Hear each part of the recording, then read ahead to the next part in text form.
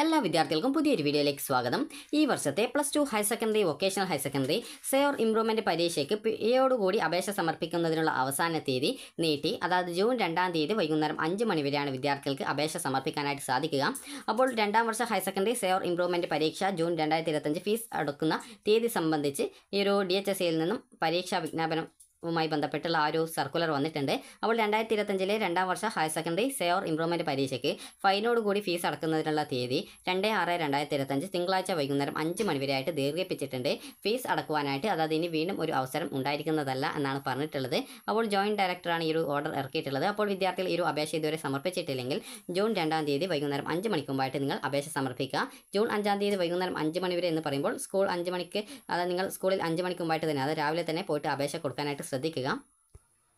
അപ്പോൾ അപേക്ഷ സമർപ്പിക്കുന്നതിനായിട്ട് വിദ്യാർത്ഥികൾക്ക് എന്തൊക്കെ ഡോക്യുമെൻറ്റ്സ് ആണ് വേണ്ടത് എന്നുള്ള കാര്യം പറയാം. അപ്പോൾ വിദ്യാർത്ഥികൾക്ക് ജൂൺ 2-ാം തീയതി വൈകുന്നേരം 5 മണി വരെയാണ് നിലവിൽ അപേക്ഷ സമർപ്പിക്കാനായിട്ടുള്ള അവസരം നീട്ടിയിട്ടുള്ളത്.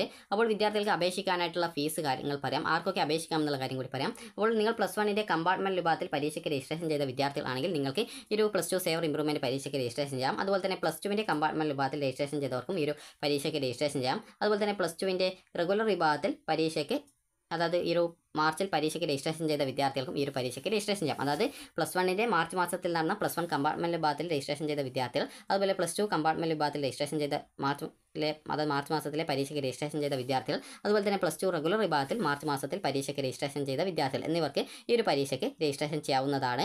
അപ്പോൾ ഈ ഒരു കമ്പാർട്ട്മെൻറ്റ് എന്താണെന്ന് നിങ്ങൾക്ക് ഡൗട്ട് ഉണ്ടാകും. കമ്പാർട്ട്മെൻറ്റ് എന്ന് പറയുന്ന സമയത്ത് അത് +2 പരീക്ഷ മുൻ വർഷങ്ങളിൽ പരീക്ഷ എഴുതുകയും അതിനുശേഷം +2 സേ പരീക്ഷ എഴുതുകയും ചെയ്തു. അപ്പോൾ അതിനുശേഷം ജയിക്കാൻ പറ്റാതിരിക്കുന്ന വിദ്യാർത്ഥികളാണ് കമ്പാർട്ട്മെൻറ്റ് വിഭാഗത്തിൽ രജിസ്ട്രേഷൻ ചെയ്യപ്പെടുന്നത്. അപ്പോൾ അത് അങ്ങനെയുള്ളവരെയാണ് കമ്പാർട്ട്മെൻറ്റ് എന്നതുകൊണ്ട് ഉദ്ദേശിക്കുന്നത്.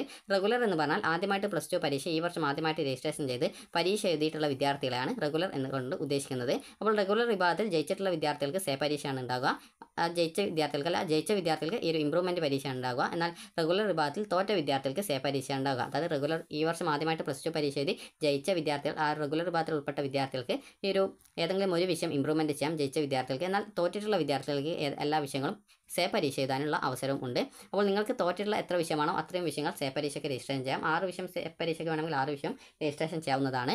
അതേസമയം നിങ്ങൾക്ക് ഈ ഒരു +2 ജയിച്ച റെഗുലർ വിഭാഗം വിദ്യാർത്ഥികൾക്കാണെങ്കിൽ ഇംപ്രൂവ്മെൻറ്റ് ഒരു വിഷയം മാത്രമാണ് ഇംപ്രൂവ്മെൻറ്റ് ചെയ്യാനായിട്ട് പറ്റുക. അതുപോലെ തന്നെ വിദ്യാർത്ഥികൾ ചോദിക്കുന്ന കാര്യമാണ് ഈ ഒരു അപേക്ഷ സമർപ്പിക്കുന്ന സമയത്ത് എന്തൊക്കെ ഡോക്യുമെൻറ്റ്സ് ആണ് വേണ്ടത് എന്നുള്ളത്. അപ്പോൾ നിങ്ങൾക്ക് ഒന്നാമത് വേണ്ടത് ആപ്ലിക്കേഷൻ ഫോമാണ്. ആപ്ലിക്കേഷൻ ഫോം നിങ്ങൾക്ക് സ്കൂളിൽ നിന്ന് കിട്ടും, അല്ലെങ്കിൽ ഈ ഒരു വീഡിയോയുടെ താഴെ ഡിസ്ക്രിപ്ഷനിൽ ഇതിൻ്റെ ലിങ്ക് കൊടുത്തിട്ടുണ്ട്. അപ്പോൾ ജസ്റ്റ് നിങ്ങൾക്ക് ആ ഒരു ലിങ്ക് മുഖാന്തരം നിങ്ങൾക്ക് ഈ ഒരു ആപ്ലിക്കേഷൻ ഫോം നിങ്ങൾക്ക് ഡൗൺലോഡ് ചെയ്ത് എടുക്കാവുന്നതാണ്. അപ്പോൾ 2 തരത്തിലുള്ള ആപ്ലിക്കേഷൻ ഫോം ഉണ്ട്. അപ്പോൾ ഒരു മോഡൽ ആപ്ലിക്കേഷൻ ഫോമാണ്, അതുപോലെ വേറൊരു മോഡൽ സ്കൂളിൽ നിന്ന് കിട്ടുന്ന ഒരു ആപ്ലിക്കേഷൻ ഫോം ഉണ്ട്. അപ്പോൾ അതുകൂടി ജസ്റ്റ് കാണിച്ചു തരാം. അപ്പോൾ നിങ്ങൾക്ക് സ്കൂളിൽ നിന്ന് കിട്ടുന്ന ആപ്ലിക്കേഷൻ ഫോം ഈ ഒരു രീതിയിലുള്ള ആപ്ലിക്കേഷൻ ഫോം ആയിരിക്കും. അപ്പോൾ ഈ ഒരു ഫോം എങ്ങനെ ഫില്ല് ചെയ്യാം എന്നുള്ളത് ഈ ഒരു വീഡിയോ വഴി നിങ്ങൾക്ക് മനസ്സിലാക്കാവുന്നതാണ്. അതുപോലെ തന്നെ വിദ്യാർത്ഥികൾ ഈ ഒരു ആപ്ലിക്കേഷൻ ഫോം കൂടാതെ നിങ്ങൾക്ക് നിങ്ങളുടെ +2 റിസൾട്ടിൻ്റെ പ്രിൻ്റ് ഔട്ട് നിങ്ങൾ എടുക്കേണ്ടതാണ്. അതുപോലെ തന്നെ നിങ്ങളുടെ ഒരു പാസ്പോർട്ട് സൈസ് ഫോട്ടോ ഇതിൽ ഒട്ടിക്കാനായിട്ട് ആവശ്യമുണ്ട്. അപ്പോൾ ആ ഒരു പാസ്പോർട്ട് സൈസ് ഫോട്ടോയും കൂടി എടുക്കുക. അതുപോലെ തന്നെ വിദ്യാർത്ഥികളുടെ അപേക്ഷാ ഫീസാണ്. അപേക്ഷാ ഫീസ് എത്രയാണ് വരിക എന്നുള്ളത് നമുക്ക് നോക്കാം. അതിനു മുമ്പായിട്ട് അപേക്ഷാ ഫീസ് ആവശ്യമാണ്. അതുപോലെ തന്നെ നിങ്ങൾ +1 കമ്പാർട്ട്മെൻറ്റ് വിഭാഗത്തിൽ വിദ്യാർത്ഥികൾ ആണെങ്കിൽ, അത് നിങ്ങൾ +1 കമ്പാർട്ട്മെൻറ്റ് എന്ന് പറയുമ്പോൾ മുൻ വർഷങ്ങളിൽ +1 തോറ്റിട്ടുണ്ട്, അതുപോലെ +2 തോറ്റിട്ടുണ്ട്. എന്നാൽ നിങ്ങൾ +1 പരീക്ഷ മാത്രമാണ് ഈ വർഷം മാർച്ചിൽ പരീക്ഷ എഴുതിയിട്ടുണ്ടായിരുന്നത്. അപ്പോൾ അങ്ങനെയുള്ള വിദ്യാർത്ഥികൾ ഈ ഒരു പരീക്ഷയുടെ രജിസ്ട്രേഷനായിട്ട് പോകുന്ന സമയത്ത് വിദ്യാർത്ഥികൾ ശ്രദ്ധിക്കേണ്ട കാര്യം നിങ്ങളുടെ +2 റിസൾട്ട് കൂടി എടുക്കേണ്ടതാണ്. +2 റിസൾട്ട് എന്ന് പറയുമ്പോൾ അത് നിങ്ങൾ +1 കമ്പാർട്ട്മെൻറ്റ് പരീക്ഷ മാത്രമേ എഴുതിയിട്ടുള്ളൂ എങ്കിൽ കൂടി +2 റിസൾട്ടാണ് എടുക്കേണ്ടത്. ഈ ഒരു +2 റിസൾട്ട് എങ്ങനെയാണ് എടുക്കേണ്ടത് എന്ന് ചോദിച്ചു കഴിഞ്ഞാൽ നിങ്ങൾ results.hsc.kerala.gov.in എന്നുള്ള വെബ്സൈറ്റ് വഴിയായിരിക്കും നിങ്ങളുടെ റിസൾട്ട് പരിശോധിച്ചിട്ടുണ്ടാവുക. അപ്പോൾ ആ ഒരു വെബ്സൈറ്റിൽ നിങ്ങൾ ആ ഒരു വെബ്സൈറ്റ് ഓപ്പൺ ചെയ്യുക. അപ്പോൾ ഓപ്പൺ ചെയ്ത് കഴിഞ്ഞാൽ ജസ്റ്റ് അത് കാണിച്ചു തരാം. അപ്പോൾ ഇതാണ് ആ ഒരു വെബ്സൈറ്റ്. അപ്പോൾ നിങ്ങൾക്ക് results.hsc.kerala.gov.in എന്നുള്ള ഈ ഒരു വെബ്സൈറ്റ് ഓപ്പൺ ചെയ്യുക. ഓപ്പൺ ചെയ്ത് കഴിഞ്ഞാൽ നിങ്ങൾക്കിവിടെ സെക്കൻഡ് ഇയർ മാർച്ച് എക്സാമിനേഷൻ 2025 എന്ന് പറഞ്ഞുകൊണ്ട് കാണാം. ഇവിടെ HSCയുടെയും VHSCയുടെയും കാണാം. നിങ്ങൾ ഹയർ സെക്കൻഡറി സേക്കാണ് അപേക്ഷിക്കുന്നതെങ്കിൽ HSCയുടെ ലിങ്കിൽ ക്ലിക്ക് ചെയ്യുക. VHSCയുടേതാണെങ്കിൽ VHSCയുടെ ആ ഒരു ലിങ്കിലാണ് ക്ലിക്ക് ചെയ്യേണ്ടത്. ആ ഒരു ലിങ്ക് എന്ന് പറയുമ്പോൾ അതിന് നേരെയുള്ള ചെക്ക് റിസൾട്ട് എന്നുള്ള ലിങ്കാണ് ഉദ്ദേശിച്ചത്. അപ്പോൾ നിങ്ങൾ ആ ഒരു ലിങ്കിൽ ക്ലിക്ക് ചെയ്യുക. ക്ലിക്ക് ചെയ്യുന്ന സമയത്ത് HSC സെക്കൻഡ് ഇയർ മാർച്ച്, അതായത് HSCയുടെ സെക്കൻഡ് ഇയറിൻ്റെ എങ്ങനെയാണ് നോക്കുന്നത്. VHSC ആണെങ്കിൽ അതിൻ്റെ ലിങ്കിലാണ് ക്ലിക്ക് ചെയ്യേണ്ടത്. അപ്പോൾ നിങ്ങൾ ജസ്റ്റ് ആ ഒരു ലിങ്കിൽ ക്ലിക്ക് ചെയ്ത ശേഷം ഈ ഒരു പേജിലേക്ക് വരിക. ഇവിടെ നിങ്ങൾക്ക് രജിസ്റ്റർ നമ്പർ എന്ന് പറഞ്ഞിട്ട് കാണാം. അവിടെ നിങ്ങൾ രജിസ്റ്റർ നമ്പർ ടൈപ്പ് ചെയ്ത് കൊടുക്കുക. അതുപോലെ നിങ്ങളുടെ ഡേറ്റ് ഓഫ് ബർത്ത് ഇവിടെ സെലക്ട് ചെയ്ത് കൊടുക്കുക. നിങ്ങൾക്ക് ഇവിടെ ഈ ഒരു മന്തും ഇയറും മാസം അത് അതുപോലെ തന്നെ ഡേ എന്നിങ്ങനെയുള്ള കാര്യങ്ങളൊക്കെ സെലക്ട് ചെയ്ത് കൊടുക്കാം. അത് കൃത്യമായിട്ട് സെലക്ട് ചെയ്ത് കൊടുക്കാം. ഞാൻ ജസ്റ്റ് ഒന്ന് സാമ്പിളായിട്ട് കാണിച്ചത് മാത്രമേ ഉള്ളൂ.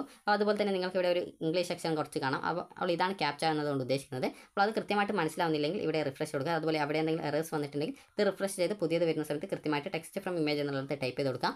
ടൈപ്പ് ചെയ്ത് കൊടുത്ത ശേഷം ഇവിടെ ഡൗൺലോഡ് PDF ഉണ്ട്. അതിൽ ക്ലിക്ക് ചെയ്യുക. അതിൽ ക്ലിക്ക് ചെയ്ത് കഴിഞ്ഞാൽ നിങ്ങൾക്ക് നിങ്ങളുടെ ആ ഒരു +2 റിസൾട്ടിൻ്റെ, അതായത് +1 കമ്പാർട്ട്മെൻറ്റ് പരീക്ഷ എഴുതിയ ഒരു വിദ്യാർത്ഥി ആയിരുന്നാലും, അല്ലെങ്കിൽ +2 കമ്പാർട്ട്മെൻറ്റ് പരീക്ഷ എഴുതിയ വിദ്യാർത്ഥി ആയിരുന്നാലും, അല്ലെങ്കിൽ +2 റെഗുലർ വിഭാഗത്തിൽ പരീക്ഷ എഴുതുന്ന വിദ്യാർത്ഥികളായിരുന്നാലും നിങ്ങളുടെ റിസൾട്ടിൻ്റെ ആ ഒരു പ്രിൻ്റ് ഔട്ട് കിട്ടും. അപ്പോൾ ആ ഒരു പ്രിൻ്റ് ഔട്ടിൽ നിങ്ങൾക്ക് കൃത്യമായിട്ട് അത് PDF പ്രൊട്ടക്റ്റഡ് ആണ്. അത് PDF പ്രൊട്ടക്റ്റഡ് അല്ല, പാസ്വേഡ് പ്രൊട്ടക്റ്റഡ് ആണ്. അപ്പോൾ ആ ഒരു പാസ്വേഡ് നിങ്ങൾക്ക് കൃത്യമായിട്ട് നിങ്ങൾക്ക് ഇവിടെ എക്സാമ്പിൾ കൊടുത്തിട്ടുണ്ട്. നിങ്ങളുടെ രജിസ്റ്റർ നമ്പർ ആദ്യം ടൈപ്പ് ചെയ്ത് കൊടുക്കാം. അത് 1, 2, 1 മുതൽ 7 വരെയുള്ള ആ ഒരു നമ്പർ ആണെങ്കിൽ 1 മുതൽ ആ ഒരു രീതിയിൽ രജിസ്റ്റർ നമ്പർ എങ്കിൽ, അതുപോലെ തന്നെ ഡേറ്റ് ഓഫ് ബർത്ത് 11, അതായത് 01/01/2000 ഇവിടെ ആ ഒരു എക്സാമ്പിൾ കൊടുത്തിട്ടുണ്ട്. അപ്പോൾ പാസ്വേഡ് വരിക, ആദ്യം നിങ്ങളുടെ രജിസ്റ്റർ നമ്പർ കറക്റ്റായിട്ട് എഴുതുക. പിന്നീട് ഡേറ്റ് ഓഫ് ബർത്ത്, ആദ്യം ഡേ, പിന്നീട് മന്ത്, പിന്നീട് ഇയർ. ഈ ഒരു രീതിയിൽ, അതായത് ഈ ഒരു ഫോമാറ്റിലാണ്. അതായത് നിങ്ങളിപ്പോൾ 2 മാർച്ച് 2009 ആണെങ്കിൽ നിങ്ങൾക്ക് ഇവിടെ കാണാൻ പറ്റും. 2 മാർച്ച് 2009 ആണെങ്കിൽ 0203 എന്ന് പറയുമ്പോൾ മാർച്ചാണ്. അതുപോലെ തന്നെ 2009 ഈ ഒരു ഫോമാറ്റിലാണ് നിങ്ങൾ എഴുതേണ്ടത്. അപ്പോൾ ഈ ഒരു രീതിയിൽ, അതായത് ഇരട്ട സംഖ്യ വരുന്ന രീതിയിലാണ് നിങ്ങൾ എഴുതേണ്ടത്. 1 ആണെങ്കിൽ അതിന് മുമ്പ് 01 എന്നുള്ള രീതിയിൽ കൃത്യമായിട്ട് നിങ്ങൾ എഴുതുക. അത് കണ്ടിന്യൂസ് ആയിട്ട് എഴുതി കഴിഞ്ഞാൽ നിങ്ങൾക്ക് അത് പാസ്വേഡായിട്ട് അത് നിങ്ങൾ PDF ഓപ്പൺ ചെയ്യുന്ന സമയത്ത് പാസ്വേഡ് കൊടുത്തു കഴിഞ്ഞാൽ നിങ്ങൾക്ക് ആ ഒരു PDF ഓപ്പൺ ചെയ്യാൻ പറ്റും. അപ്പോൾ ഈ ഒരു PDFൻ്റെ ആ ഒരു ഫ്രണ്ട് പേജ്, അത് ഫസ്റ്റ് പേജാണ് നിങ്ങൾ ഡൗൺലോഡ് ചെയ്ത് പ്രിൻ്റ് എടുക്കേണ്ടത്. ഡൗൺലോഡ് ചെയ്യല്ല, പ്രിൻ്റ് എടുക്കേണ്ടത്. അപ്പോൾ പ്രിൻ്റ് എടുത്ത ശേഷം ആ ഒരു പ്രിൻ്റ് ഔട്ട് എടുത്തുകൊണ്ടാണ് നിങ്ങൾ സ്കൂളിൽ അപേക്ഷ കൊടുക്കാനായിട്ട് കൊണ്ടുപോകേണ്ടത്. കാരണം പല വിദ്യാർത്ഥികളും +2 ആ ഒരു മാർക്ക് ഷീറ്റ് ചോദിക്കാറുണ്ട്. അപ്പോൾ അതുകൊണ്ടാണ് നിങ്ങളോട് ഇതെങ്ങനെ ഡൗൺലോഡ് ചെയ്തെടുക്കുന്നത് കൃത്യമായിട്ട് പറഞ്ഞു തന്നിട്ടുള്ളത്. അപ്പോൾ നിങ്ങൾക്ക് ഈ രീതിയിൽ നിങ്ങളുടെ +2 റിസൾട്ട് +1 കമ്പാർട്ട്മെൻറ്റിലായാലും, അല്ലെങ്കിൽ +2 കമ്പാർട്ട്മെൻറ്റ് വിഭാഗത്തിലായിരുന്നാലും, അല്ലെങ്കിൽ നിങ്ങൾ ഈ ഒരു +1 അല്ല +2 റെഗുലർ വിഭാഗത്തിൽ ആയിരുന്ന വിദ്യാർത്ഥികളായാലും നിങ്ങൾക്ക് ഈ രീതിയിലാണ് ഡൗൺലോഡ് ചെയ്തെടുക്കാൻ പറ്റുക. അതിൻ്റെ PDF നിങ്ങൾ പ്രിൻ്റ് എടുത്താൽ മതി. അതുപോലെ പാസ്വേഡ് എങ്ങനെ എന്നുള്ളത് കൃത്യമായിട്ട് പറഞ്ഞു തന്നിട്ടുണ്ട്. അതുപോലെ അതിൽ കൃത്യമായിട്ട് എക്സാമ്പിളും കൊടുത്തിട്ടുണ്ട്. അതുപോലെ തന്നെ ഇതിന് നിങ്ങൾക്കുള്ള ഫീസ് കാര്യങ്ങളൊക്കെ പറയാം. ഇതിന് ഫീസ് വരുന്നത്, അതായത് നിങ്ങൾ സേ പരീക്ഷയാണ് എഴുതുന്നതെങ്കിൽ നിങ്ങൾക്ക് 6 വിഷയം വരെ എഴുതാമെന്ന് പറഞ്ഞു. ഒരു വിഷയത്തിന് നിങ്ങൾ പ്രാക്ടിക്കൽ സബ്ജക്റ്റ് അല്ല, തിയറി സബ്ജക്റ്റ് മാത്രമേ എഴുതുന്നുള്ളൂ എങ്കിൽ 150 രൂപ പെർ സബ്ജക്റ്റാണ് വരിക. പ്രാക്ടിക്കൽ ഉള്ള സബ്ജക്റ്റ് ആണെങ്കിൽ 175. അത് നിങ്ങൾ പ്രാക്ടിക്കൽ എഴുതിയാലും ഇല്ലെങ്കിലും 175 രൂപ പെർ സബ്ജക്റ്റാണ് ഫീസ് വരിക. ഇതിനോടൊപ്പം 40 രൂപയാണ് സർട്ടിഫിക്കറ്റ് ഫീസ് വരിക. അതുപോലെ തന്നെ ഇംപ്രൂവ്മെൻ്റ് ആണെങ്കിൽ വിദ്യാർത്ഥികൾക്ക് 500 രൂപയാണ് ഫീസ് വരിക. അതുപോലെ തന്നെ ഇതിനോടൊപ്പം 40 രൂപയാണ് ഫീസ് വരിക. അപ്പോൾ ഒരു ഫൈനോട് കൂടി എന്ന് പറയുന്ന സമയത്ത്, ഇപ്പോൾ ഒരു വിദ്യാർത്ഥി സേ പരീക്ഷയാണ് എഴുതുന്നത്, അതായത് 6 വിഷയം, ഇപ്പോൾ ഒരു വിദ്യാർത്ഥി സേ പരീക്ഷ എഴുതുന്നതെന്ന് വിചാരിക്കുക. 6 വിഷയം സേ പരീക്ഷ എഴുതുന്നുണ്ടെങ്കിൽ 6 ഇൻറ്റു എന്ന് പറയാൻ പറ്റില്ല. അപ്പോൾ കാരണം അതിൽ 3 സബ്ജക്റ്റ് തിയറി ഉണ്ടാകും, അതുപോലെ തന്നെ 3 സബ്ജക്റ്റ് ചിലപ്പോൾ പ്രാക്ടിക്കൽ ഉണ്ടാവും. അപ്പോൾ നിങ്ങൾ അതനുസരിച്ച് വേണം ഇത് കാൽക്കുലേറ്റ് ചെയ്യാനായിട്ട്. അപ്പോൾ 3 സബ്ജക്റ്റ് ഇപ്പോൾ തിയറി സബ്ജക്ട്സ് മാത്രമാണെങ്കിൽ 3 × 150 പ്ലസ്, അതുപോലെ 3 സബ്ജക്റ്റ് പ്രാക്ടിക്കൽ ഉള്ള സബ്ജക്റ്റ് ആണെങ്കിൽ 3 × 175 പ്ലസ് 40 പ്ലസ് 600 രൂപയാണ് ഫൈൻ. അപ്പോൾ ഈ ഒരു 600 വരും. അപ്പോൾ ഈ രീതിയിലാണ് ഫീസ് വരിക. ഇപ്പോൾ നിങ്ങളിപ്പോൾ 2 സബ്ജക്റ്റ് സേ പരീക്ഷ എഴുതുന്നുള്ളൂ. അപ്പോൾ രണ്ടും ഇപ്പോൾ കെമിസ്ട്രിയും ഫിസിക്സുമാണ് എഴുതുന്നത് വിചാരിക്കുക. കാരണം അതിന് പ്രാക്ടിക്കൽ ഉണ്ട്. അപ്പോൾ അതുകൊണ്ട് തന്നെ 2 × 175 പ്രാക്ടിക്കൽ സബ്ജക്റ്റിന് 175 രൂപയാണ്. അപ്പോൾ 175 പ്ലസ്, അതായത് 2 × 175 പ്ലസ് 40 പ്ലസ് 600 ഈ ഒരു രീതിയിലാണ് ഫീസ് വരിക. അതേസമയം നിങ്ങളിപ്പോൾ പ്രാക്ടിക്കൽ ഇല്ലാത്ത സബ്ജക്റ്റാണ് എഴുതുന്നത്. അതായത് ഇപ്പോൾ നിങ്ങളിപ്പോൾ മലയാളം, അതുപോലെ തന്നെ മലയാളത്തിലും തോറ്റിട്ടുണ്ടായിരുന്നു, അതുപോലെ ഇംഗ്ലീഷിലും തോറ്റിട്ടുണ്ടായിരുന്നു വിചാരിക്കാം. അപ്പോൾ അങ്ങനെയെങ്കിൽ നിങ്ങൾക്ക് വരിക 2 സബ്ജക്റ്റാണ്, രണ്ടും പ്രാക്ടിക്കൽ ഇല്ല. അപ്പോൾ അങ്ങനെയെങ്കിൽ 2 × 150 പ്ലസ് 40 പ്ലസ് 600 എന്നുള്ള രീതിയിലാണ് ഫീസ് വരിക. ഇനിയിപ്പോൾ നിങ്ങളിപ്പോൾ ഒരു വിഷയം ഇംപ്രൂവ്മെൻ്റ് ആണ് പരീക്ഷ എന്ന് വിചാരിക്കുക, ഇംപ്രൂവ്മെൻ്റ് ആണ് എഴുതുന്നത് വിചാരിക്കാം. ഇംപ്രൂവ്മെൻ്റ് ഒരു വിഷയമേ എഴുതാൻ പറ്റുള്ളൂ എന്ന് പറഞ്ഞു. അപ്പോൾ ഇതിന് ഫീസ് വരുന്നത് 500 പ്ലസ് 40 സർട്ടിഫിക്കറ്റ് ഫീസാണ്. 40 രൂപ പ്ലസ് 600 വരും. അപ്പോൾ ഈ ഒരു രീതിയിലാണ് ഫീസ് വരിക. അപ്പോൾ ഈ ഒരു രീതിയിലാണ് നിങ്ങൾക്ക് ജൂൺ 2-ാം തീയതി വരെ അപേക്ഷിക്കാനായിട്ട് പറ്റുക. ഇനി ഒരു ആപ്ലിക്കേഷൻ ഫോം എങ്ങനെ ഫില്ല് ചെയ്യാം എന്നുള്ള കാര്യം നോക്കാം. അപ്പോൾ ഈ ഒരു ആപ്ലിക്കേഷൻ ഫോം ഫില്ല് ചെയ്യുന്നത് എങ്ങനെയെന്ന് നമുക്ക് വേഗം നോക്കാം. അതായത് ഇവിടെ നിങ്ങൾക്ക് കാണാൻ പറ്റുന്നതാണ്. ഇവിടെ 20 എന്നുള്ളത് ശേഷം നിങ്ങൾ 25 എന്നുള്ളത്, അതായത് 2025 എന്നുള്ളതിന് അവിടെ 25 എന്ന് എഴുതുക. അതിനുശേഷം അടുത്തതായിട്ട് ഇവിടെയുള്ളത് സെൻറ്റർ നെയിമാണ്. സെൻറ്റർ നെയിം എന്ന് പറയുമ്പോൾ നിങ്ങളുടെ മുമ്പ് പരീക്ഷ എഴുതിയിട്ടുണ്ടായിരുന്ന സ്കൂളിലാണ് ഈ ഒരു അപേക്ഷ കൊടുക്കേണ്ടത്. അപ്പോൾ ആ ഒരു സ്കൂളിൻ്റെ പേര്, അതുപോലെ സ്കൂളിൻ്റെ ഒരു കോഡ് ഉണ്ടാകും, ആ ഒരു സ്കൂളിൻ്റെ കോഡ്, അതുപോലെ നിങ്ങൾ ഏത് ഗ്രൂപ്പാണ്, സയൻസ് ഗ്രൂപ്പാണോ, ഹ്യൂമാനിറ്റീസ് ആണോ, കൊമേഴ്സ് ആണോ, ടെക്നിക്കലാണോ, ആർട്ടാണോ. ഇപ്പോൾ ഞാനിപ്പോൾ ഈ ഒരു കമ്പ്യൂട്ടർ സയൻസ് ആണെങ്കിലും അല്ലെങ്കിൽ ബയോളജി സയൻസ് ആണെങ്കിലും ഒക്കെ സയൻസ് ആണ് വരിക. അതുപോലെ കൊമേഴ്സിൽ ഏത് ഗ്രൂപ്പ് വന്നാലും കൊമേഴ്സ് ഗ്രൂപ്പാണ് വരിക. അപ്പോൾ നിങ്ങൾ ഏതാണ് അതനുസരിച്ച് ടിക്ക് ചെയ്ത് കൊടുക്കുക. അതുപോലെ തന്നെ ടൈപ്പ് ഓഫ് സ്റ്റഡി എന്നുള്ള ഭാഗത്ത് school going, open school, compartmental, അതുപോലെ സ്പെഷ്യൽ കാറ്റഗറി എന്ന് പറയുന്നത് കാണാം. അപ്പോൾ നിങ്ങൾ ഇപ്പോൾ പ്രൈവറ്റ് ആയിട്ട് പഠിക്കുന്ന വിദ്യാർത്ഥികളാണെങ്കിൽ, പ്രൈവറ്റ് കോളേജുകളിൽ +1 +2 പഠിച്ച വിദ്യാർത്ഥികളാണെങ്കിൽ ഓപ്പൺ സ്കൂൾ ആയിരിക്കും. അതുപോലെ നിങ്ങൾ റെഗുലർ വിഭാഗത്തിലുള്ള വിദ്യാർത്ഥികളാണെങ്കിൽ സ്കൂൾ ഗോയിങ് ആണ് എഴുതേണ്ടത്. അതേസമയം നിങ്ങൾ കമ്പാർട്ട്മെൻറ്റ് വിഭാഗത്തിലാണെങ്കിൽ, അതായത് ഇതിന് മുമ്പ് +2 പരീക്ഷ എഴുതി, ഓൾറെഡി എഴുതി, സേ പരീക്ഷ എഴുതി, ഇപ്പോൾ വീണ്ടും പരീക്ഷ എഴുതി ജയിക്കാനായിട്ട് പരീക്ഷ എഴുതുന്ന വിദ്യാർത്ഥികളാണെങ്കിൽ കമ്പാർട്ട്മെൻറ്റ് എന്നുള്ളത് ടിക്ക് ചെയ്ത് കൊടുക്കുക. അപ്പോൾ വിദ്യാർത്ഥികൾക്ക് അടുത്തതായിട്ട് admission or open school register നമ്പറാണ്. ഇത് നിങ്ങൾക്ക് അറിയുമെങ്കിൽ കൃത്യമായിട്ട് നിങ്ങളുടെ ഹാൾ ടിക്കറ്റ് മുമ്പത്തെ ഹാൾ ടിക്കറ്റിൽ ഉണ്ടാവും. അതല്ലെങ്കിൽ നിങ്ങളുടെ ഡയറിയിലോ മറ്റോ ഉണ്ടെങ്കിൽ നിങ്ങൾക്കറിയാം. അതല്ലെങ്കിൽ നിങ്ങൾ സ്കൂളിൽ ചോദിച്ചാൽ മതി, നിങ്ങൾക്കത് പറഞ്ഞു തരും. അതുപോലെ തന്നെ ഇയർ ഓഫ് അഡ്മിഷൻ, നിങ്ങൾ ഏത് വർഷമാണ് +1 അഡ്മിഷൻ നേടിയത് എന്നാണ് ചോദിക്കുന്നത്. അടുത്തതായിട്ടുള്ളത് നിങ്ങൾ അവസാനമായിട്ട് ഈ ഒരു ഹയർ സെക്കൻഡറി പരീക്ഷ എപ്പോഴാണ് എഴുതിയിട്ടുള്ളത് എന്നുള്ളതിൻ്റെ ഡീറ്റെയിൽസ് ആണ്. അപ്പോൾ ഉള്ള രജിസ്റ്റർ നമ്പർ ഇവിടെ എഴുതുക. ഇയർ എന്ന് പറയുമ്പോൾ 2025 അതുപോലെ തന്നെ മന്ത് മാർച്ച് ആണ്. അതുപോലെ ഇവിടെ നിങ്ങളുടെ SSLC രജിസ്റ്റർ നമ്പർ, അതുപോലെ ഏത് മാസമാണ്, അതുപോലെ തന്നെ ഏത് ഇയറിലാണ് പരീക്ഷ എഴുതിയിട്ടുണ്ടായിരുന്നത് എന്നുള്ളതാണ്. അതുപോലെ തന്നെ നിങ്ങളുടെ നെയിം, കാൻഡിഡേറ്റ് നെയിമാണ്, നിങ്ങളുടെ പേരെന്താണെന്നുള്ളത് ഇവിടെ ഇംഗ്ലീഷിൽ എഴുതുക. അതുപോലെ തന്നെ ഇവിടെ മലയാളത്തിലും എഴുതുക. ക്യാപിറ്റൽ ലെറ്ററിലായിരിക്കണം ഇംഗ്ലീഷിൽ പേര് എഴുതുന്ന സമയത്ത് എഴുതേണ്ടത്. അടുത്തത് നിങ്ങളുടെ ഒരു ജെൻഡർ എന്താണെന്ന് ചോദിക്കേണ്ടത്, മെയിലാണോ ഫീമെയിലാണോ ഏതാണെന്നനുസരിച്ച് ടിക്ക് ചെയ്ത് കൊടുക്കുക. അതുപോലെ തന്നെ റിലീജിയൻ എന്താണ്, അതുപോലെ തന്നെ കാസ്റ്റ് എന്താണ് ചോദിക്കേണ്ടത്. അതുപോലെ തന്നെ വെദർ ബിലോങ് ടു SC ആണോ, ST ആണോ, OBC ആണോ, OEC ആണോ, ഇതിലേതാണ് അതനുസരിച്ച് നിങ്ങൾ ടിക്ക് ചെയ്ത് കൊടുക്കുക. അതുപോലെ തന്നെ അടുത്തതായിട്ടുള്ളത് നിങ്ങളുടെ ഡേറ്റ് ഓഫ് ബർത്ത് ആണ്. അപ്പോൾ ഡേറ്റ് ഓഫ് ബർത്ത് എന്നുള്ള ഭാഗത്ത് നിങ്ങൾ കൃത്യമായിട്ട് ഇവിടെ നിങ്ങളെപ്പോഴാണ് ജനിച്ചത്, അതായത് നിങ്ങളെപ്പോഴാണ് ജനിച്ചത് അതനുസരിച്ച് കൃത്യമായിട്ട് ഇവിടെ അക്കത്തിലെഴുതുന്ന സമയത്ത്, അതായത് ഇപ്പോൾ ഒരാൾ ഇപ്പോൾ 2/2009 ആണെങ്കിൽ ജസ്റ്റ് നിങ്ങൾക്ക് ഇങ്ങനെ എഴുതാവുന്നതാണ്. അതിനുശേഷം ഇൻ വേർഡ്സ് എന്നുള്ള ഭാഗത്ത് 2, അതിനുശേഷം ജസ്റ്റ് ഒരു ബാർ ഇട്ടിട്ട്, അതായത് ഒരു സിമ്പിൾ ഇട്ടിട്ട് അതിനുശേഷം 22009 എന്ന് നിങ്ങൾക്ക് എഴുതാവുന്നതാണ്. അതുപോലെ തന്നെ നിങ്ങൾക്ക് വേണമെങ്കിൽ 2009 എന്നും വേണമെങ്കിൽ എഴുതാം, നിങ്ങളുടെ ഇഷ്ടമാണ്. അതുപോലെ തന്നെ കൃത്യമായിട്ട് നിങ്ങൾക്കിവിടെ ഫിക്സ്, അതായത് ഇവിടെ നിങ്ങളുടെ ഒരു പാസ്പോർട്ട് സൈസ് ഫോട്ടോ ഒട്ടിക്കുക. അതിനുശേഷം പിന്നീട് അടുത്തതായിട്ട് subject appearing now specify the subject എന്ന് ചോദിക്കുന്നുണ്ട്. അപ്പോൾ ഇവിടെ നിങ്ങൾ ഫില്ല് ചെയ്യേണ്ടത് നിങ്ങൾ ഏതൊക്കെ സബ്ജക്റ്റാണ് അല്ലെങ്കിൽ ഇംപ്രൂവ്മെൻറ്റ് പരീക്ഷ എന്ന് അതിനനുസരിച്ചുള്ള ഡീറ്റെയിൽസ് ആണ്. പാർട്ട് 1 എന്ന് പറയുമ്പോൾ ഇംഗ്ലീഷാണ്, പാർട്ട് 2 സെക്കൻഡ് ലാംഗ്വേജ് ആണ്, ബാക്കി ഏത് സബ്ജക്റ്റും പാർട്ട് 3യിലാണ് വരിക. അപ്പോൾ വിദ്യാർത്ഥികൾ ചെയ്യേണ്ട പ്രധാനപ്പെട്ട കാര്യം എന്ന് പറയുന്നത്, ഞാനിപ്പോൾ ഫിസിക്സും കെമിസ്ട്രിയും ആണ് എഴുതുന്നതെങ്കിൽ പാർട്ട് 3യിലാണ് ആ സബ്ജക്റ്റ് വരിക, ഫിസിക്സ് അതുപോലെ തന്നെ കെമിസ്ട്രി ഇത് ഇവിടെ വരും. നിങ്ങളിപ്പോൾ ഇംഗ്ലീഷാണ് എഴുതുന്നതെങ്കിൽ പാർട്ട് 1ലാണ് വരിക. അതുപോലെ നിങ്ങൾ മലയാളം, ഹിന്ദി ഇതുപോലുള്ള സെക്കൻഡ് ലാംഗ്വേജസ് ആണെങ്കിൽ പാർട്ട് 2യിലാണ് വരിക. അപ്പോൾ നിങ്ങൾ ഏതാണ് എഴുതുന്നത് അതിനനുസരിച്ച് നിങ്ങൾ എഴുതുക. നിങ്ങൾ 6 സബ്ജക്റ്റ് എഴുതുന്നുണ്ടെങ്കിൽ 6 subject part 1 English, part 2 Malayalam അല്ലെങ്കിൽ ഹിന്ദി ഏതാണ് സെക്കൻഡ് ലാംഗ്വേജ് അത് ബാക്കിയുള്ള സബ്ജക്റ്റ് പാർട്ട് 3യിലാണ് വരിക. അത് നിങ്ങൾ കൃത്യമായിട്ട് എഴുതുക. അതുപോലെ പ്രാക്ടിക്കലിൽ കൂടി നിങ്ങൾ എഴുതുന്നുണ്ടെങ്കിൽ ബ്രാക്കറ്റിൽ തിയറിയും പ്രാക്ടിക്കലും എഴുതുന്നുണ്ടെങ്കിൽ തിയറി ആൻഡ് പ്രാക്ടിക്കൽ എന്ന് കൃത്യമായിട്ട് അത് മെൻഷൻ ചെയ്യേണ്ടതാണ്. അതെങ്ങനെയാണ് എഴുതേണ്ടതെന്ന് ചോദിച്ചാൽ, ഞാനിപ്പോൾ ഫിസിക്സിൻ്റെ പ്രാക്ടിക്കൽ എഴുതിയിട്ടില്ല എന്ന് വിചാരിക്കുക. അപ്പോൾ ഞാനിവിടെ ഫിസിക്സ് ബ്രാക്കറ്റിൽ തിയറി ആൻഡ് പ്രാക്ടിക്കൽ എന്ന് കൃത്യമായിട്ട് എഴുതി കൊടുക്കുന്നു. അപ്പോൾ ഇതാണ് ജസ്റ്റ് നിങ്ങൾ പ്രാക്ടിക്കൽ കൂടി എഴുതുന്നുണ്ടെങ്കിൽ അത് മെൻഷൻ ചെയ്യണമെന്ന് പറയുന്നത്. അതുപോലെ തന്നെ അടുത്തത് 16ാമത്തേത് നിങ്ങൾ മുമ്പ് എഴുതിയിട്ടുണ്ടായിരുന്നു, അതായത് +2 മാർച്ചിലെ പരീക്ഷയുടെ ഡീറ്റെയിൽസ് ആണ് ചോദിക്കുന്നത്. അപ്പോൾ നിങ്ങൾ കമ്പാർട്ട്മെൻറ്റ് വിഭാഗത്തിലായിരുന്നാലും നിങ്ങൾ അതിൻ്റെ ആ ഒരു കഴിഞ്ഞ വർഷത്തെ മാർക്ക് ഡീറ്റെയിൽസ് കൊടുത്താൽ മതി.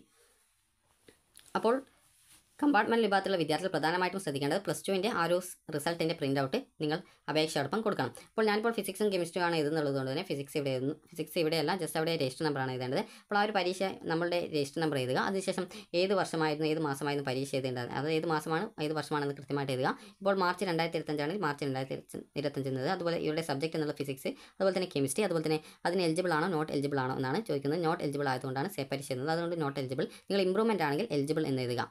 അതുപോലെ തന്നെ ഇവിടെ ഗ്രേഡ് ഓർ സ്കോർ ഒബ്റ്റൈൻഡ്, അതായത് നിങ്ങൾക്ക് +2ൻ്റെ ആ ഒരു പരീക്ഷയിൽ എത്ര മാർക്ക് കിട്ടിയെന്നുള്ളതാണ് ഇവിടെ, അല്ലെങ്കിൽ അതിൻ്റെ ഗ്രേഡ് എഴുതി കൊടുത്താൽ മതി, ഏതാണ് ഗ്രേഡ് കിട്ടിയതെന്ന്. ഇപ്പോൾ D+ ആണെങ്കിൽ D+, അല്ലെങ്കിൽ C+ ആണെങ്കിൽ C+, C ആണെങ്കിൽ C, അല്ലെങ്കിൽ D ഗ്രേഡ് ആണെങ്കിൽ D ഗ്രേഡ്, അല്ലെങ്കിൽ A ഗ്രേഡ് ആണെങ്കിൽ A ഗ്രേഡ്, നിങ്ങൾക്ക് ഏതാണ് കിട്ടിയത് അതിനനുസരിച്ച് നിങ്ങൾ എഴുതുക. അതുപോലെ തന്നെ 17ാമത്തേത് പ്രത്യേകിച്ചൊന്നും ഫില്ല് ചെയ്യേണ്ടതില്ല, കാരണം അത് സ്കൂളിൽ നിന്ന് ഫില്ല് ചെയ്യേണ്ട ഭാഗമാണ്. അതുപോലെ തന്നെ 18ാമത്തേത് നിങ്ങൾ SC/ST ഡിപ്പാർട്ട്മെൻറ്റിൽ നിന്നും വല്ല ആനുകൂല്യം കിട്ടുന്നുണ്ടോ, എഡ്യൂക്കേഷൻ കൺസെഷൻ കിട്ടുന്നുണ്ടോ എന്നാണ്. ഇല്ലാത്തതുകൊണ്ട് നോ എന്ന് കൊടുക്കുന്നു, നിങ്ങൾക്കുണ്ടെങ്കിൽ യെസ് എന്ന് കൊടുക്കാവുന്നതാണ്. ഇനി നിങ്ങൾ SC/ST, OBC, OEC അല്ലെങ്കിൽ മറ്റേതെങ്കിലും വിഭാഗത്തിൽ ഉൾപ്പെട്ട വിദ്യാർത്ഥികൾ ആയിരുന്നാലും നിങ്ങളുടെ അപ്പിയറൻസ്, അത് നിങ്ങൾ ആദ്യമായിട്ടാണ് ഈ ഒരു പരീക്ഷ ഹയർ സെക്കൻഡറി പരീക്ഷ എഴുതുന്നതെന്നാണ് ചോദിക്കുന്നത്.